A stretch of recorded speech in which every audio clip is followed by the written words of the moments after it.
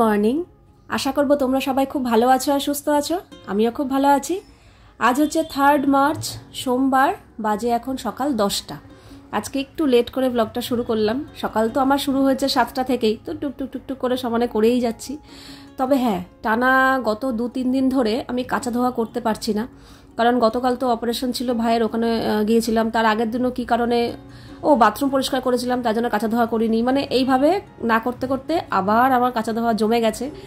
কাজে আজকে যে আমি শুধু হাতে কাচবো তাতে হবে না, আমাকে দুদিকেই কাচতে হবে।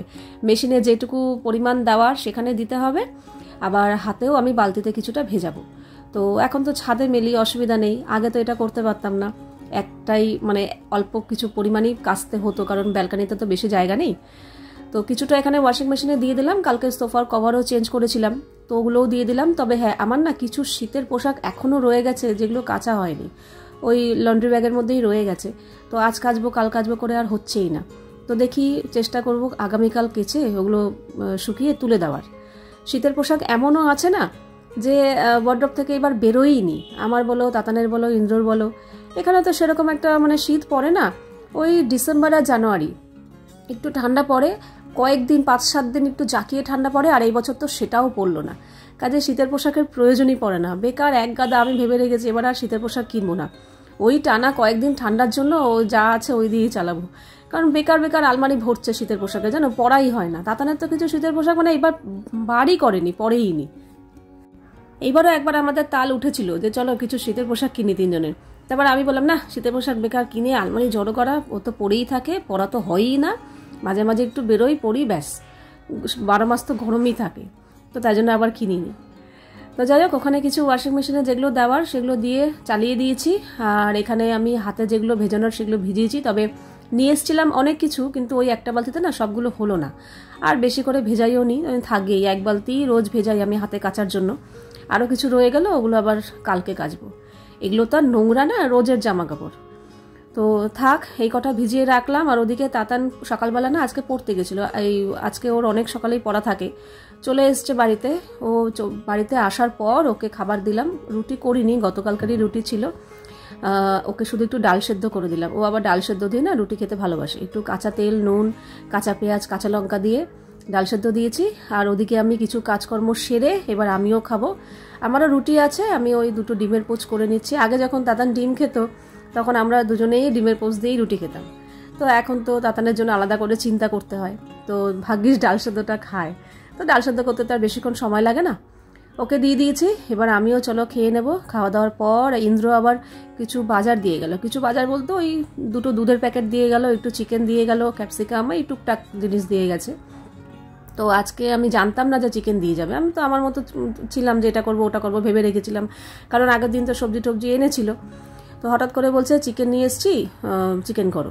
এটা করার কারণ আছে অবশ্য। তাতানেরই বায়না ছিল যে আজকে আজকে না 2 দিন ধরেই বলছে তাতান যে আমার না ফ্রাইড রাইস আর চিলি পনির খেতে ইচ্ছা করছে। তো এই জন্য ওর বাবার মাথায় ছিল, এই জন্য বিনস ক্যাপসিকাম দিয়ে গেছে। এবার ও তো চিলি পনির খাবে, কিন্তু ইন্দ্রবাবু তো চিলি পনির পছন্দ করবে না খুব একটা।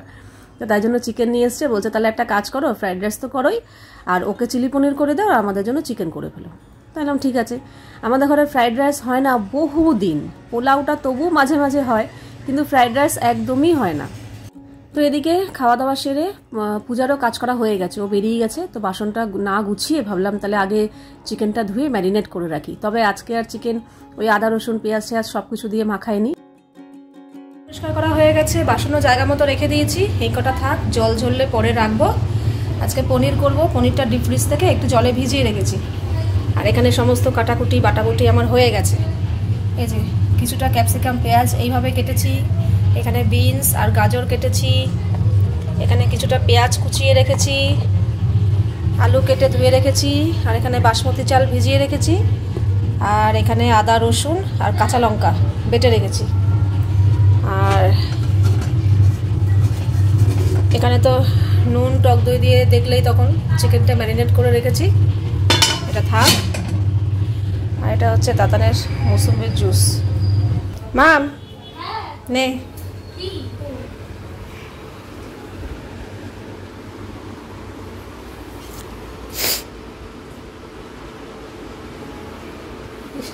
মিষ্টি? এই লেবুগুলো মিষ্টি আছে এবার। এর আগের বারও মিষ্টি বলেছিলিস, এবারও না, আগেরটা তাও একটু ছিল, কিন্তু এটা পুরো মিষ্টি। ভালো লেবুগুলো। এখানে ওয়াশিং মেশিন কাঁচা হয়ে গেছে।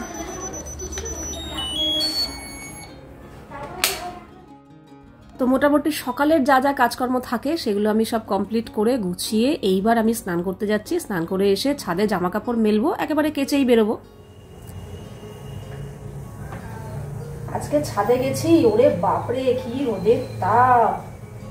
মনে হচ্ছে ছাদে আর বেশি দিন যেতে পারবো না।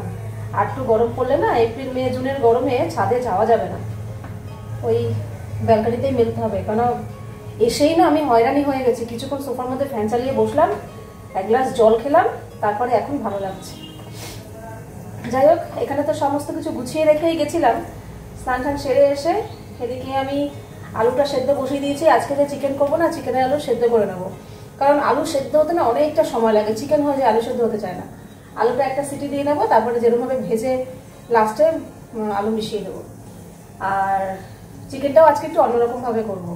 সবসময় তো পেঁয়াজ আদা রসুন সব মিশিয়ে ম্যারিনেট করে করি, আজকে শুধু কিছু মশলাপাতি দিয়ে ম্যারিনেট করেছি, আর আদা রসুন পেঁয়াজ আলাদা ভেজে কষিয়ে নেব।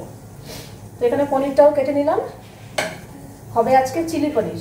কারণ এখন তো আমার আগেকার ব্যাপার হলে শুধু চিকেন আর ভাত করলেই হয়ে যেত, কিন্তু এখন আবার তাতানের কথা চিন্তা করে, আর মেনলি ওর জন্যই এই আয়োজনটা করা। ও অনেকদিন ধরে বলছে ফ্রাইড রাইস আর চিলি পনির খেতে ইচ্ছা হচ্ছে, তো ফ্রাইড রাইস করবো আর চিলি পনির করবো।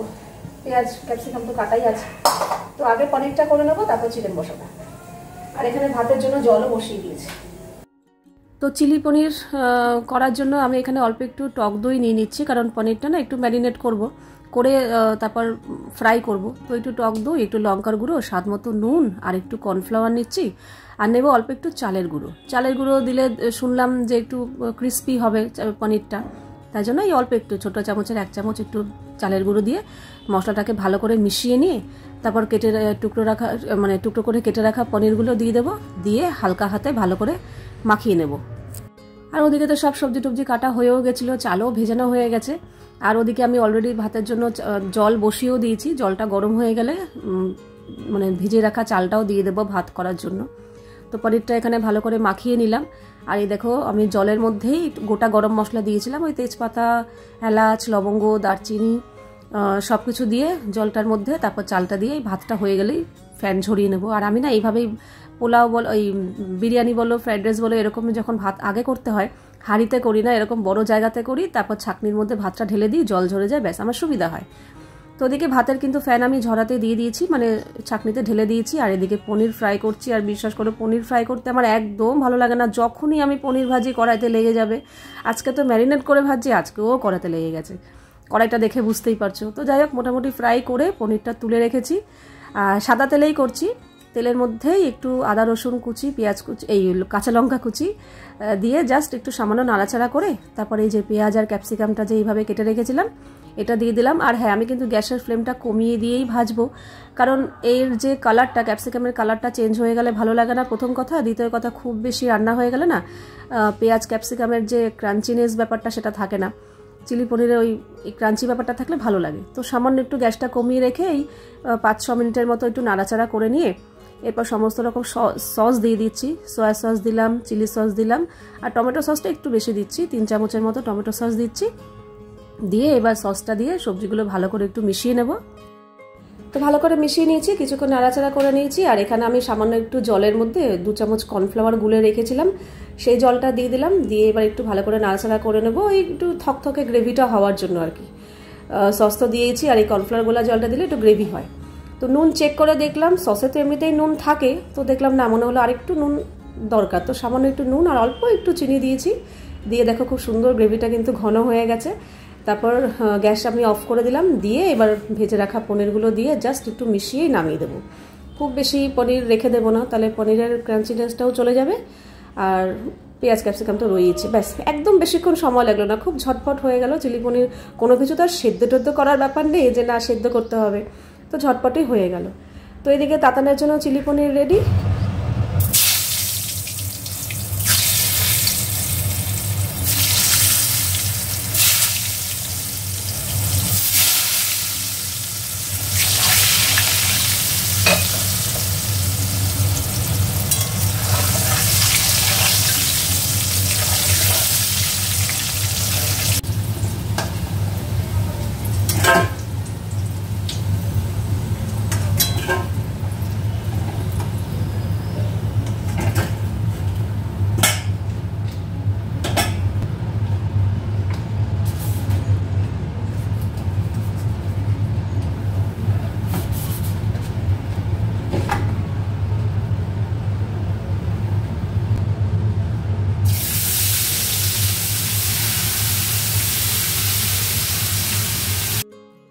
তো ওদিকে মশলা দেখো কষিয়ে নিয়েছি, পেঁয়াজ, আদা, রসুন বাটা, কাঁচা লঙ্কা বাটা আর একটু গুঁড়ো মশলা দিয়েছি, লঙ্কার গুঁড়ো, হলুদ গুঁড়ো মশলা দিয়ে একটু কাশ্মীরি লঙ্কার গুঁড়ো দিয়েছি। মশলা বেশ ভালো করে কষে গেছে, তারপরে ম্যারিনেট করা চিকেনটা দিয়ে দিলাম। তবে হ্যাঁ, আমি চিকেনে কোনো সময় আজ পর্যন্ত জিরের গুঁড়ো, ধনে গুঁড়ো ব্যবহার করিনি। তবে আজকে আমি একটু চিকেনটা ম্যারিনেট করার সময় একটু জিরের গুঁড়ো, ধনে গুঁড়ো দিয়েছি, এখন দেখি কেমন লাগে। কোনো সময় তো দেইনি, সবাইকে দেখেছি দিতে। তো ওদিকে চিকেনটা কিন্তু আমার হয়ে গেছে বলতে কষাবো এবার আস্তে আস্তে। তো ওই পাশের গ্যাসে নিয়ে গেছি, আর এই পাশের গ্যাসে না আমি এই কড়াইটা বসিয়ে দিয়েছি। যেই কড়াইতে ভাতটা করেছিলাম সেই কড়াইতেই বসিয়েছি। তো একটু সাদা তেল আর ঘি দুটো মিশিয়ে করছি। আর গরম মশলা কিছু দিলাম না, কারণ ভাতের মধ্যেই তো গরম মশলা দেওয়াই ছিল। তো এবার সবজিগুলো হালকা করে একটু ফ্রাই করে নেব, আর এর মধ্যেই কাজু আর কিশমিশ দিয়ে দিলাম, এটাও ফ্রাই করে নেব এর মধ্যেই একসাথে। গ্যাসটা কমিয়ে ফ্রাই করেছি, গাজর বিনসটা সেদ্ধও হয়ে গেছে। এইবার মানে ভাতগুলো দিয়ে দিলাম, ভাতগুলো দিয়ে এবার মিশিয়ে নেব। ব্যাস, ফ্রাইড রাইস করতে তো আর কোনো ঝামেলা নেই, সবজি কাটাটাই যায় একটু, নালে কি আছে, ভাত করে মিশিয়ে দিলাম, ব্যাস হয়ে গেল। আর স্বাদ মতো নুন দিয়েছি, নুন অনেকটাই লেগেছে, আর সামান্য একটু চিনি দিয়েছি, দিয়ে নাড়াচাড়া করে ভাতটা সামান্য একটু ভাজা ভাজা করে নামিয়ে দিয়েছি। এখানে আমার ফ্রাইড রাইসও হয়ে গেল, আর ওদিকে চিকেনটা আমার বসানো আছে। আলু তো সেদ্ধ করাই আছে, তবে হ্যাঁ, আলু সেদ্ধ করে আজকে যেভাবে করেছি সেভাবে না করবো না, কারণ আলুগুলো যতই সেদ্ধ করি, ভাজি, মশলার সাথে কষিয়েছি, কিন্তু কেমন যেন আমার কাছে মনে হলো আলুগুলো আমার দিকে চেয়ে রয়েছে, মানে সেই যে মেশে ব্যাপারটা সেটা না ঠিক হয়নি। এবার থেকে ওই যেভাবে আলু করি, একবারে চিকেন আলু কষাবো সেইভাবেই করব, আলাদা করে না সেদ্ধ করে দেবো না। যাই হোক, এদিকে দেখো আমার চিকেন খুব সুন্দরভাবে কষে গেছে, মশলা তেল ছেড়েছে, আর যেহেতু টক দই দেওয়া আছে, জলও ছেড়েছে। এবার ভেজে রাখা আলুগুলো দিয়ে দিলাম। আলু ভাজার সময় আমি একটু নুন হলুদ দিয়ে ভেজেছি, যাতে আলুতে কালারটা আসে ভালো করে। তারপরে এখনই চিকেন কিন্তু পুরোপুরি হয়ে যায়নি, এখনই আলুটা দিয়ে দিলাম। এবার আলু সহ চিকেন সহ আর একটু কষিয়ে নেবো। আর আমি তো জল দেই না চিকেনে, এরকম শুকনো শুকনো কষা ইন্দ্র পছন্দ করে, তবে আমার না মাঝে মাঝে একটু ঝোলও খেতে ইচ্ছা করে। এই জন্য কী করি, আমি একটুখানি চিকেন আলু মশলা গ্রেভি তুলে আমি যখন খাই রাতে রুটি ফুটি দিয়ে আর কি, আর একটু জল দিয়ে নুন গরম মশলা দিয়ে আর একটু ফুটিয়ে নিই, বেশ ভালোই লাগে, খারাপ লাগে না, একটু ঝোল আমার ভালো লাগে। তো এদিকে কিন্তু সব রান্নাবান্না রেডি করে রেখে গ্যাসের জায়গাটা পরিষ্কার করে মুছে নিয়েছি, এদিককার কাজ হয়ে গেছে। আর এখানে সব খাবার নিয়ে নিয়েছি, একটু শশাও কেটে নিয়েছি। আর এই হচ্ছে আজকে আমাদের লাঞ্চ মেনু, ফ্রাইড রাইস, এই যে, আর এই হচ্ছে চিলি পনির, ঠিক আছে, আর এই হচ্ছে আমাদের চিকেন কষা। তো এই হচ্ছে আজকে আমাদের লাঞ্চ মেনু। তো চলো খাওয়া দাওয়া সেরে নিই। অনেক দিন বাদে আমাদের বাড়িতে ফ্রাইড রাইস আর চিকেন হলো, এরকম মানে ফ্রাইড রাইস তো হয় না বললাম, তো তার জন্য বেশ ভালোই খেয়েছি, খারাপ না। আর তাতান্ত চিলি পনির দিয়ে ফ্রাইড রাইস দিয়ে খেয়েছে। ও আবার প্রেত কথা দেখতে দেখতে খেয়েছে, বলছে মা আজকে একটু রিকোয়েস্ট করছি, টিভি দেখতে দেখতে খাবো। খেতে দেই না খুব একটা, দুপুরের খাবারটা বিশেষ করে, সকালে তবু খায় মাঝে মাঝে, কিন্তু দুপুরে রাতে দেই না। বললাম ঠিক আছে যা, কারণ আজকে আমাদের খাওয়াটা না আগে পরে হয়েছে, মানে একসাথে কেউই খায়নি। তো খাওয়া দাওয়া সেরে ঘন্টাখানেক একটু রেস্ট করে এই এখন বাজে ওই 4:45-5টার মতো বেরিয়ে গেলাম, কারণ ভাইকে দেখতে যাবো। ওদের ভিজিটিং আওয়ার্স তো 5টা থেকে 6টা থাকে। তো মাকে বলেছিলাম তুমি রেডি হয়ে থাকবে, আমি বেরোনোর সময় ফোন করব, তোমাকে নিয়ে একবারে যাব। তো গিয়ে দেখেছি ভালোই আছে, আগামীকালই ছুটি দিয়ে দেবে। আর দেখে বেশিক্ষণ বসিনি, কারণ ওখানে বসে কি আর করব, তো দেখেই চলে এসছি। বেরিয়ে এসে 6টার মধ্যে চলে এসছি। মা বললো তাহলে বস এখানে একটু, মাকে বাড়িতে পৌঁছে দিতে এসছি। তো এখানে বসে একটু চা খাচ্ছি, মার সাথে গল্পগুজব করছি। মার যে হাতে ভাজা নিমকি, সেই নিমকি দিয়ে বেশ ভালোই লাগলো। ওই 2 ঘন্টার মতো ছিলাম, 8টা পর্যন্ত ছিলাম, থেকে তারপর বাড়ি যাবো। আর রাতে কিছু তেমন করতে হবে না, মাথায় চাপ নেই, কারণ আমি জানি চিকেন রয়েছে, ওই পনির রয়েছে, শুধু রুটি করলেই হয়ে যাবে। তো তাই জন্য কিছুক্ষণ গল্পগুজব করে বাড়িতে চলে এসেছি। এসে আবার ইন্দ্রদের সকালবেলা দুধ এনেছিল না, দুধটা জাল দেওয়া হয়নি, ফ্রিজে রেখে দিয়েছিলাম। তো ভাবলাম হাতে যখন সময় আছে আজকে টক দইটা বসিয়ে দিই, কারণ আজকে যখন চিকেন ম্যারিনেট করেছিলাম টক দই শেষ হয়ে গেছিলো বলতে সামান্য একটু তো রাখি, আবার যাতে নেক্সট টক দই বসাতে পারি সেইটুকু রয়েছে অলরেডি। ওইটুকু আমি ছাঁকনিতে ছেঁকে নিয়েছি, যাতে এক্সট্রা জলটা ঝরে যায়, তাহলে টক দইটা ভালো বসে। তো দুধটা আগে জাল দিয়ে রাখি। আরেকটা জিনিসও আমি করব, ঘরের মধ্যে একটা কচু অনেক দিন ধরে রয়েছে, কচুটা না শুকিয়ে যাচ্ছে, করা হচ্ছে না। তো ভাবলাম হাতে যখন আজকে সময় আছে, কোনো তেমন একটা কাজকর্ম নেই, এইসব কচু বাটাবাটি দিনের বেলা করতে অনেকটা সময় চলে যায়, আরও আদার্স কাজ থাকে, আরও রান্না থাকে, তো ভাবলাম করেই ফেলি। তো এই যে এখানে সব রেডি করে নিয়েছি, কচুটা ঘষে ভালো করে, কচুর যে দুধ বেরোয় ভালো করে চিপড়ে দুধ বার করে ফেলে দিয়েছি। এটা করতেই বেশি সময় লাগে, কচুটা ঘষা আর দুধটা ফেলা, ওটাই সময় লাগে, বেশ সময় সাপেক্ষ কাজটাই হয়ে গেছে। এবার একটু বাটবো। তো এখানে ওই বড় বড় দেখে 3 কোয়া রসুন, 4-5টা কাঁচা লঙ্কা, অল্প একটু ধনে পাতা, অল্প একটু নারকেল আর কচুটা একসাথেই বাটবো। ও হ্যাঁ, তার আগে 1 চামচের মতো সর্ষে দিয়ে দিয়েছি, কালো সর্ষে। সব একসাথে বাটবো। তবে কোনো দিন আমি কচু মিক্সিতে বাটিনি। এর আগে মিক্সিতে ভালো বাটা হয় না বলে কোনোদিন আমি কচু আনতামই না বাড়িতে, যে না মিক্সিতে ভালো বাটা হয় না, জল ছাড়া তো মিক্সিতে বাটা যায় না, জল জল হয়ে যাবে, আর কচু বাটা জল জল ভালো লাগে না। এর আগের বার যখন বেটেছিলাম তখন শিলে বেটেছিলাম।